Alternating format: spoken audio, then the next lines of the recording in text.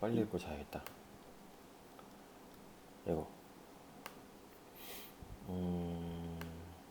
MIT 경제기사예요. 매일경제에서 바네르지 뒷플로 부부 MIT 사제로 만나 빈곤 연구로 공동수상. 경제학상이거든요. 당연히 빈곤이라는 소재는 언제나 심도 있게 다룰 수 있는 부분이기 때문에.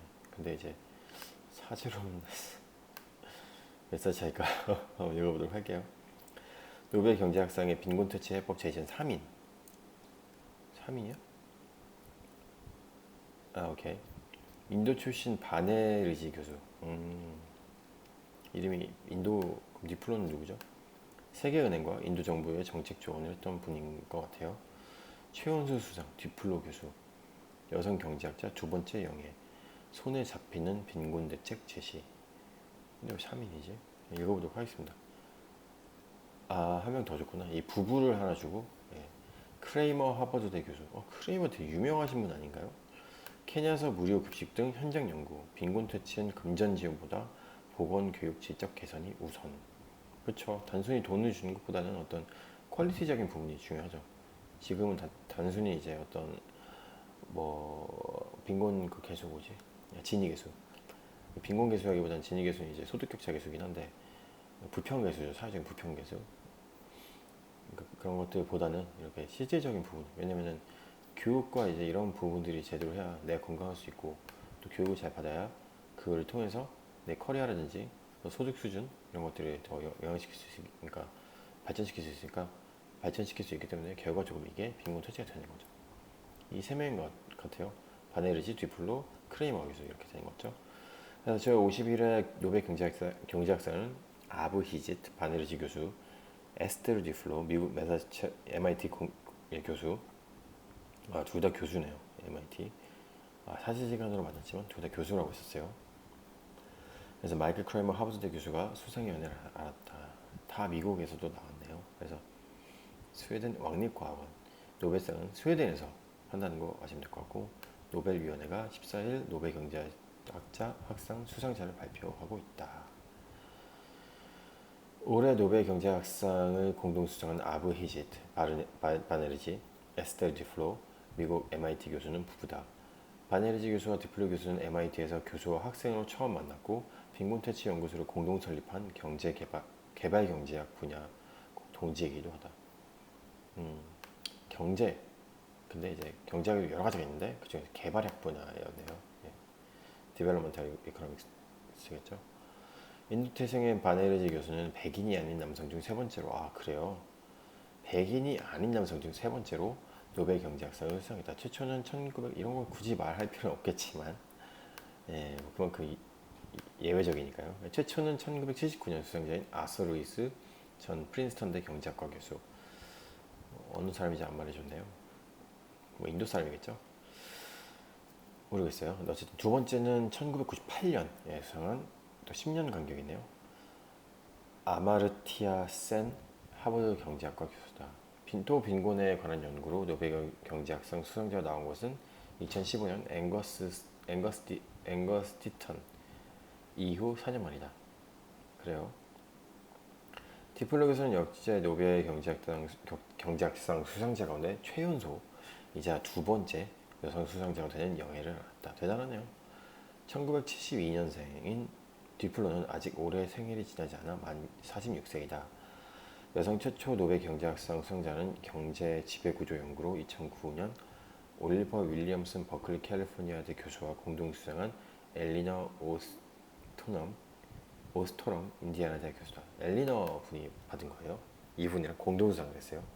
경제 지배구조. 경제 지배구조라니까 뭔지 모르겠네요. 기업 지배구조는 들어봤어도 경제 지배구조 연구를 하셨나 봐요. 그래서 바네르지 교수는 30여 년간 개발 경제학 분야에서 공공정책을 통한 빈곤 퇴치를 연구해왔다.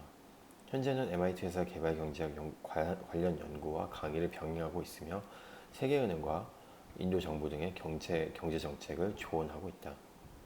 2009년에는 원조 효과를 실증 평가하는 방법을 개척해 개발 경제학 이론 발전에 기여한 공로를 인정받아 인포시스 과학재단이 수여하는 인포시스상을 수상하기도 했다. 근데 2009년이었어요. 이때도 이제 이론의 발전, 원조 효과, 실증 평가하는. 그 아는 디플로 교수는 29세라는 나이에 MIT 종신 교수로. 대단하네. 원래 교수가 이제 뭐라 그러죠? 어시스턴트 프로페서 뭐라 그러지? 부교수? 뭐 정교수, 그러니까 정교수, 테뉴어 교수거든요. 29세에 테뉴어를 달았어요. 대단하다. 전 세계가 주목하는 경제학자다. 예비 노벨상에 불리는 존 베이츠 클라크 메달을 2010년에 받았으며 이코노미스트, 포천, 포린 폴리시, 타임 등 전 세계 유명 경제 매체가 주목해야 할 경제학자 겸 글로벌 리더로 꼽아왔다. 그렇군요. 이제 46세니까 한 17년 만에 또 이제 탔네요. 교수가. 근데 이제 이게 최연소예요. 최연소이자 이때도 뭐 최연소이지 않았을까 싶어요. 종신 교수 29세에 달았어요. 두 교수는 가난한 사람이 더 합리적이다. Poor Economics를 공저했는데 이 책에서 가난한 사람이 스스로 가난을 해결하기는 어렵다는 기존 경제학 전제를 수용한다. 가난한 지역을 바꾸기 위해서는 대대적인 초기 투자가 필요하며 이를 통해 생산성을 끌어올려야 한다고 지적했다. 두 교수 연구가 기존 연구와 다른 점은 건강, 교육, 인구 정책 등 사회 안전망을 통해 손에 잡히는 접근을 해야 한다고 제안한 점이다. 저자들은 이를 아래로부터의 관점이라고 설명한다. 언뜻 사소해 보이는 개입이 큰 변화를 일으킬 수 있다는 것이 이들의 출발점이다. 예를 들어, 그렇죠. 인도가 이게 가장 중요할 것 같거든요. 위생이라든지 사회적인 안전망, 성폭행 이런 것들 관련해서. 그리고 교육. 인도의 빈곤을 퇴치하기 위해 청소년 건강 상태와 교육시설을 갖춰야 한다고 지적하는 식이다. 이 책은 15년간 실증적 연구에 기반한 성과를 인정받아 파이낸셜 타임스와 FT와 골드만삭스가 주관한 2011 5회 책에 선정된 바 있다. 읽어보시면 좋을 것 같아요. Poor Economics고 우리나라 그러니까 한글명은 이제 가난한 사람이 더 합리적이다라고 제시한 것 같아요. 그래서 보시면은 둘은 빈곤 문제를 해결하기 위한 방법으로 복잡한 연구보다 실제로 바꿀 수 있는 작은 요소부터 바꿔볼 것을 제안했다. 예를 들어 빈곤층이 구매하는 상품이나 자녀 교육 방식, 자녀 수 등을 알아내 그들이 사는 방법을 분석하고 시장과 제도가 가난한 사람에게 어떤 영향을 미치는지 연구했다. 맞는 말이에요. 제 생각도 그래요. 그러니까 괜히 막 정책 위반하지 말고 여기 실제적으로 그들 삶을 통해서 무엇이 필요한지 보고 들어가는 거죠. 이를 통해 그들이 돈을 빌릴 수 있는지 저축할 수 있는지 정부의 빈곤 대응책은 무엇인지 합리적이고 이게 여기에 영향을 제대로 줄 수 있는지도 연구를 해야 되겠죠. 그래서 어떤 상황에서 지원이 실패하는지 등을 살피면서 가난이 개인의 무지와 게으름의 문제가 아니면 시증적으로 제시했다. 그쵸. 누가 뭐 가난하게 살고 싶어서 하겠어요. 이와 관련해 디플로 교수는 우리의 이론을 증명하기 위해 200개 학교 중 100개는 우리 프로그램을 적용하고 나머지 100개 대조군으로 설정했다고 밝혔다. 이는 무작위 대조 실험, RCT라고 하나봐요. Randomized Controlled Trial. 무작위 대조. 대조는 아닌데 어쨌든 그걸 통해서 실험 효과를 검증할 때 편견에 영향을 주기 위한 방법 중 하나다. 그러니까 랜덤으로 하니까 이제 편견이 되지 않다는 거죠. 그래서 피험자를 무작위로 나눠 다른 방법을 적용한 다른 이들과 비교하는 방식이다. 그래서 또 한 명의 공동수상자, 여기까지가 이제 그 이름 까먹었네. 바네르지 교수의 얘기고요.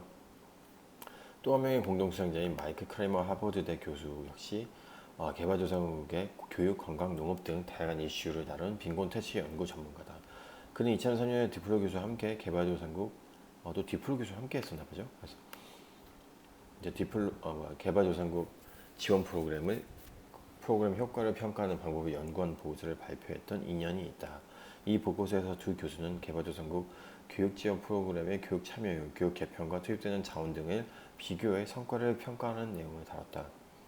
크레이머 교수는 1990년대 중반 아프리카 케냐에서 진행된 현장 실험 연구를 통해 혁신적인 빈곤 퇴치 방법을 소개한 것으로도 유명하다.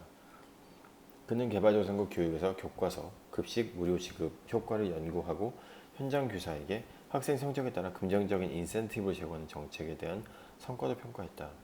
이는 개발조선국 지원 정책의 현장 검증 효과를 증명해 이후 연구에 큰 영향을 끼쳤고 단순히 지원 규모를 늘리는 것이 성과 확대로 이어지지 않는다는 것을 증명했다.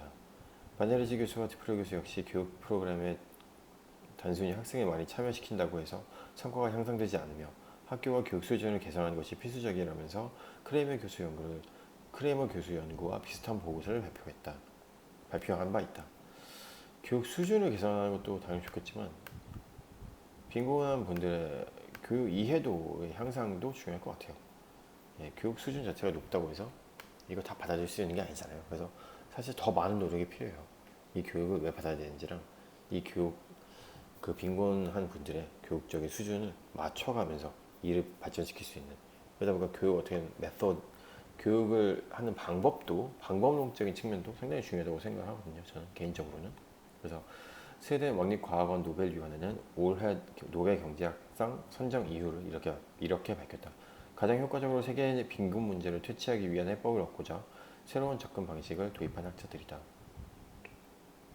빈곤 퇴치에 대한 해답을 얻기 위한 질문 자체를 매우 세부적이고 구체적으로 던졌다. 예를 들어 교육 성과나 아동의 건강을 높이기 위한 가장 효과적인 지원 방법은 무엇인가?